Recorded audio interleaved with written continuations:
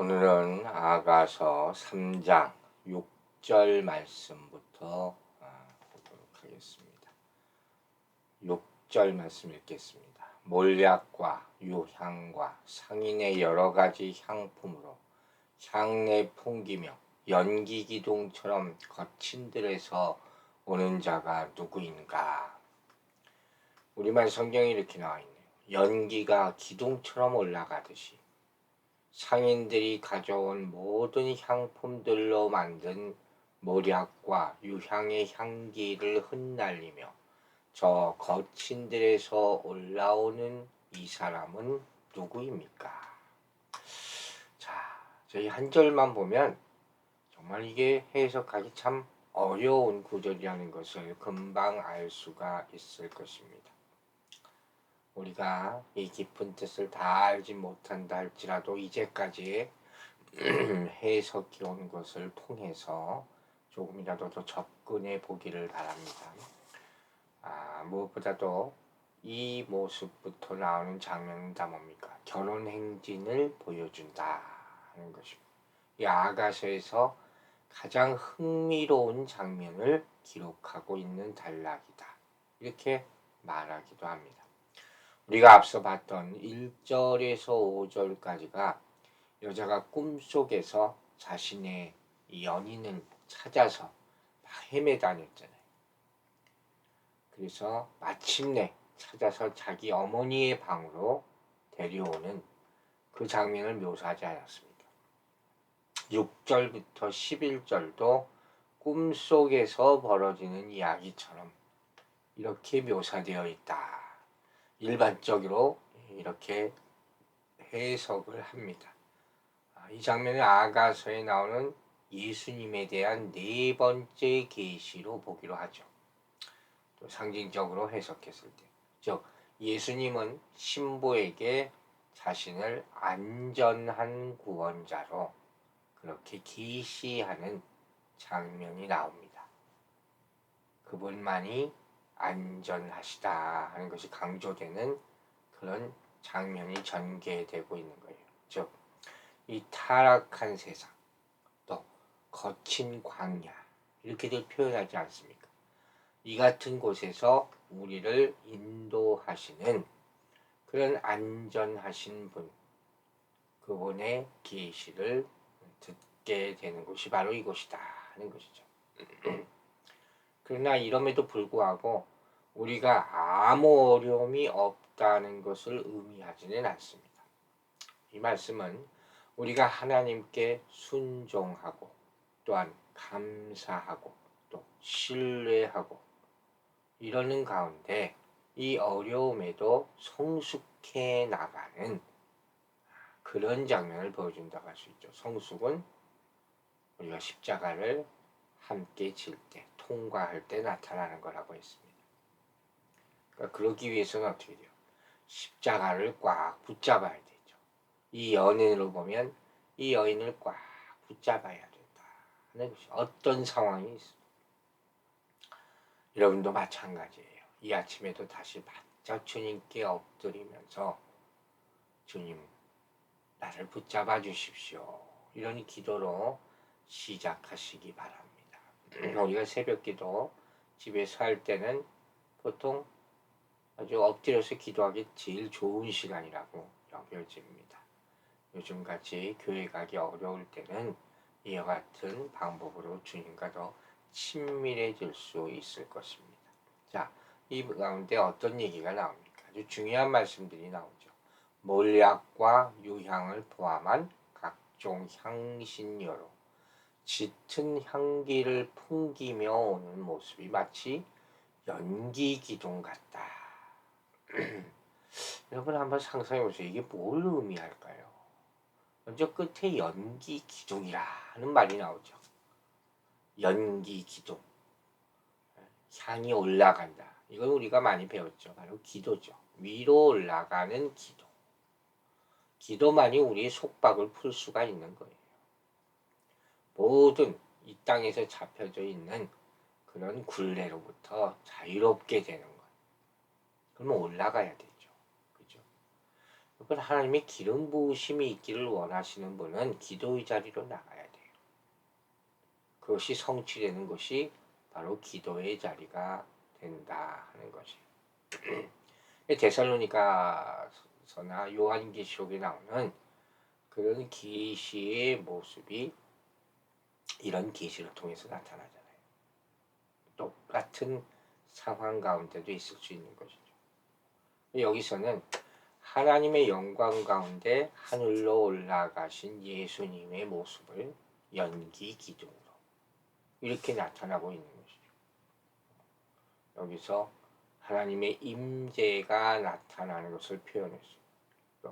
구약에서는 뭡니까? 희생 제사, 제물을 태워드린 그 연기가 하나님 앞에서 향기로운 향으로 올라가지 않습니다. 그렇듯이 예수님의 희생 제사도 연기 기둥처럼 올라갔다. 하나님이 다 흥명하셔야 돼요. 그래야지 역사하는 것이죠. 여기서 어떤 표현으로 쓰였냐? 몰약과 유향과 상인의 여러 가지 향품으로 향내를 풍긴다. 몰약은 우리가 알죠. 예수님이 죽음을 뜻한다 했어요. 아주 값비싼 향료죠. 그 십자가에 죽으실 때 몰약의 향기가 나타나게 됩니다. 꼭 잊지 말고 알고 계셔야 되죠. 그 향기라는 말이 여기서 또 나오죠. 향기가 좀 다른 어떤 성경에서도 이렇게 자주 향기에 대해서 언급한 적은 없는 것 같아요. 그만큼 우리가 주님의 향기를 맡지 못했다. 겉으로 겉도는 거죠. 그죠? 고린도서 2장 14절에 이런 말씀이 있어요. 항상 우리를 그리스도 안에서 이기게 하시고 우리로 말미암아 각 처에서 그리스도를 아는 향기를 나타내시는 하나님께 감사하라. 예수 그리스도의 향기를 이 아침에 맡게 되기를 주의 이름으로 축원합니다. 여기서 그리스도 안에서 이기게 하신다. 그러니까 이기게 하시는 주어가 하나님이에요. 하나님이 이기시는 거라는 거예요. 우리가 이기는 게 아니라 하나님이 이기시고 지금 이 장면이 이거는 개선 행진을 하는 거예요. 그 개선 행진에 우리가 참여하게 되는 거예요. 참여하게 만들어 주시는 것이죠. 그런 장면을 우리가 생각하고 오늘 본문을 읽어야 돼요. 근데 옛날에 이스라엘 왕의 개선 행렬에는 항상 연기를 피웠다는 것이죠. 그리고 이 연기 피우는 데 있어서 몰약과 유향 이런 것을 섞어서 그 향기를 연기와 함께 피워 올려 있었다는 거죠. 그러니까 백성들이 저 멀리서 막 연기가 피어오르는 것을 또 향기가 진동을 하는 것을 보고 냄새를 맡으면 아 우리 왕이 이겼구나 하고 기뻐 달려가는 거예요. 그래서 이 연기, 향기 항상 이 개선 행렬에 왕이 이기심을 증거하는 그런 상징적인 것이죠. 우리가 주님의 왕 되신 예수 그리스도 그분의 개선 행렬에 참석해야 된다 하는 거죠. 그분이 우리를 포함시켜준다. 그래서 7절에 가마가 나오는 거예요. 이것이 영적 전쟁으로 따지면 하나님과 사탄의 이 천사들과 사탄의 영적 전쟁이 있지 않습니까? 우리는 사실 여기서 하는 일이 거의 없어요. 하나님이 하시는 거지. 우리의 영적 전쟁이라는 건 뭡니까? 내 안에서 일어나는 거예요. 내 안에 있는 죄성, 마귀의 잔재들, 그게 있잖아요. 그것과 하나님의 선한 영과의 싸움이죠. 그래서 어떻게 해요? 하나님이 승리하셨다는 건 내가 졌다. 내 육이 지는 거죠. 내 육이 져야 돼요. 항상. 그럴 때 향기가 나는 거예요. 그런 체험이 있게 되기를 바랍니다. 하나님은 그걸 원하시는 것이죠. 그게 진짜 은혜죠. 그걸 깨달을 때 눈물을 흘리며 하나님의 은혜를 체험하고 고백할 수 있는 것이죠. 바울 사도가 나는 날마다 죽노라. 나는 날마다 죽노라. 내가 죽을 때 예수 그리스도의 향기가 나타나는 거예요. 멸망받을 자들에게는 이걸 뭐라 그러겠습니까? 죽음의 향기다. 이해가 좀 가십니까? 그런 거예요. 유향이 또 나오죠. 유향은 예수님의 향기로운 중보, 이걸 상징하는 거예요. 대제사장이 유향의 향로를 가지고 지성소에 들어가듯이 예수님도 중보로 채워진 향로를 들어 하늘의 지성소로 들어가시는 거예요. 그러한 모습을 우리가 여기서 보는 거죠. 하늘의 제단에 있는 향이 담긴 금대접, 계시록 5장에 나오는 우리 기도를 못하죠. 하나님께 올라가는 기도. 상인의 향품, 이건 우리를 향한 예수 그리스도의 헌신을 뜻합니다. 예수님은 아름다운 그분의 신부를 사기 위해서 모든 것을 판 상인을 뜻하는 거예요. 상인은 시장에서 상품을 사고 팔잖아요. 그 귀한 것을. 그러느라고 다 만져요. 향기가 나는 거예요. 예수님이 마치 그런 분이시다는 거죠. 우리를 향한 깊은 헌신 가운데서 모든 것을 다 팔아버린 향기 나는 상인과 같으신 분. 그게 바로 마태복음 13장 45절에 나오는 거예요. 천국은 마치 좋은 진주를 구하는 장사와 같다. 극히 값진 진주 하나를 발견하며 가서 자기의 소유를 다 팔아 그 진주를 샀느니라. 연결되시겠습니까? 주님이 우리를 향한 마음이 바로 이거예요. 아시겠죠? 그걸 깨닫고 이 몰약과 유향과 향기를 다 맡아 누려야 된다.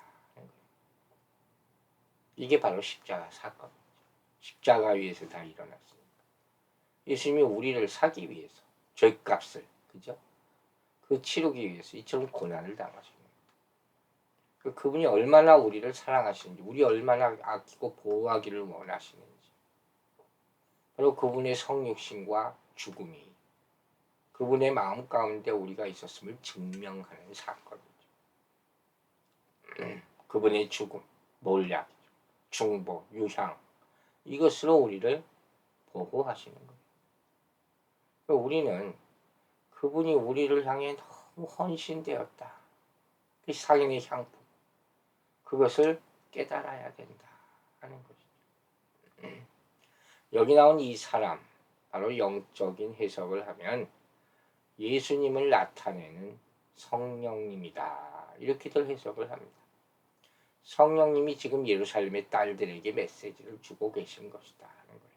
이 성령님께서는 왕이신 예수님께서 죽음, 부활, 승천 후에 나타나는 것을 보여주고 계시다. 그래서 이 질문은 예수 그리스도의 위엄, 또 놀라운 모습들, 우리를 향한 사랑, 이런 것들을 보여주는 것이 얼마나 감사한 일입니까? 17절 보겠습니다. 볼지어다 솔로몬의 가마라 이스라엘의 용사 중 60명이 둘러섰는데, 우리말 성경에 기록하고 있어요. 보세요. 솔로몬께서 타신 가마입니다. 60명의 이스라엘 전사들이 호위하고 있네요. 가마가 등장하죠. 가마는 구약성경에서 여러 번 나타나요. 여기서 가마는 베개와 이불 다 같이 있는 이동식 침상이라고 생각하시면 돼요. 잠을 잘 때 사용되기도 하고 또 침실에 놓기도 하고, 그래서 가마 같은 형식을 가진 거죠. 솔로몬의 가마는 뭘 상징하겠어요? 주님의 임재죠. 모든 사역에 주님의 임재가 있어야 하는 것이. 가마를 호위하는 근데 군인의 모습이 있어요. 아주 화려하면서도 위풍당당한 군인이 나옵니다. 즉 우리는 여기서 하나님의 은혜 안에서 군대의 용어로 묘사된 그런 장면이 나오잖아요. 우리가 받는 보호와 안전을 상징하는 모습을 보게 되는 거예요. 솔로몬 왕은 아가서 속에서 왕이신 예수의 모습이란 말이에요. 그 상징이죠. 가마는 왕의 혼인 행렬에 사용되는 마차와 같은 거예요. 그것을 왕의 호위대가 운반하고 있는 것. 가장 안전한 것. 어디겠습니까? 왕의 보좌 옆에. 그게 이 가마예요. 이 가마가 거친 들을 여행하는 동안 안전하게 그분 곁에 신부가 앉는 장소가 됩니다. 이 가마는 거친 들을 지나서 예루살렘 왕궁으로 향하겠죠. 바로 이거죠. 이게 예수 그리스도가 계신 곳이라면 뭡니까? 예수께서 이 타락한 세상의 거친 들로부터 승리하시면서 하늘에 오르셨기 때문에 우리를 위하여 준비된 곳. 어디? 하나님 우편이죠. 우리가 앉은 장소들이죠. 또 우리가 예수 그리스도와 함께 이 보좌에 앉혀진다. 성경이 말하지 않습니까? 바로 그것을 바라보고 사는 거예요. 복음의 이런 이 마차는 신부로서 우리를 왕 곁에 앉게 해서 호위하게 하고, 복음의 의자는 거친 들을 여행할 때 우리 마음이 바라는 안전에 대한 모든 필요를 공급해 주는 거예요. 우리는 항상 이 보좌를 바라보고 사는 거예요. 주님이 어디 앉아 계신가. 그래야지 진정한 안전, 진정한 보호를 공급받게 된다는 것이죠. 그 장면이에요. 이 거친 들을 지나면서 원수로부터 그 신부를 보호하기 위해서 60명의 강한 군사들로 둘러쌌다. 영적으로 따지면 영적 전쟁에서 보호하는 것을 의미하겠죠. 아무나 이런 일을 할 수 없는 거죠. 군인들이 나오면 영적 전쟁이죠. 성령님의 놀라운 보호를 상징하는 그런 장면이라는 거죠. 이 군인은 세상의 군인과는 다르죠. 세상의 군인들은 돈 때문에 싸우는 용병이에요. 그러나 솔로몬의 호위대는 성령의 보호를 의미하는 것이죠. 그래서 우리를 온전하게 지켜주신다. 충성스럽게 지켜주신다. 이게 이스라엘의 군대죠. 하나님의 용사들. 여러분, 우리는 이런 보호 아래 있음을 잊지 마시기 바랍니다. 그러나 동시에 또 한 가지 잊지 말아야 될 것은 솔로몬의 가마, 주님의 보좌를 향해 가야 돼요. 그곳에 우리가 머물고 있을 때 우리는 영원한 안식을 누리게 될 줄로 믿습니다. 기도하겠습니다. 아버지 하나님 감사합니다. 주님의 보호하심을 오늘 이 아침부터 느끼면서 하루를 시작합니다. 우리가 땅에 기도하지 말게 하여 주시고 하늘 보좌를 향하여 향기처럼 올라가는 이 중보의 기도로서 승리하게 하여 주시옵소서.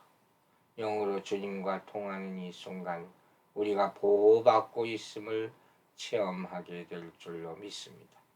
우리 영혼이 평안하고 진정으로 안전하게 거할 때 우리의 육신도 우리 세상에서의 삶도 보호받게 될 줄로 믿습니다.